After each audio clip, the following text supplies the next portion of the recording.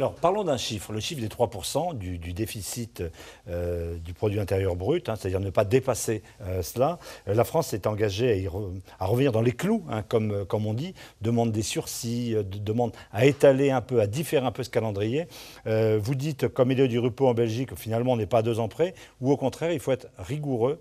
Il faut respecter ça pour qu'il n'y ait pas de bons et de mauvais élèves en Europe. Je pense qu'il faut trouver le juste équilibre entre les deux. Il ne faut pas reporter. Si on reporte sine die, on ne va jamais y arriver. Donc le problème qu'il y a, c'est qu'on doit... L'orthodoxie budgétaire maintenant. On doit montrer qu'on va dans la bonne direction. Ça, c'est ce qui est important. Je pense que les pays... Je comprends que certains pays ont plus de mal actuellement et vous allez avoir certaines personnes qui vont vous dire on ne peut pas étrangler, comme vous l'avez dit tout à l'heure, tout le monde. On va asphyxier notre économie, on va s'asphyxier nous-mêmes et par un cercle vicieux, ça va nous... en fait, avoir un effet encore plus négatif sur notre économie.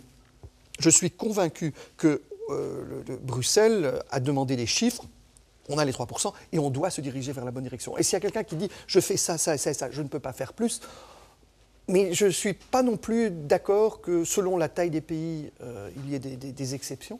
Oui. Hein, ce n'est pas une Europe à géométrie variable selon la taille ou quoi que ce soit, mais on doit aller dans cette direction. Et je dois vous le dire, ce n'est pas, et vous parlez de Bruxelles, ce n'est pas Bruxelles qui l'impose, c'est notre futur qui nous l'impose, c'est nos générations futures qui nous l'imposent.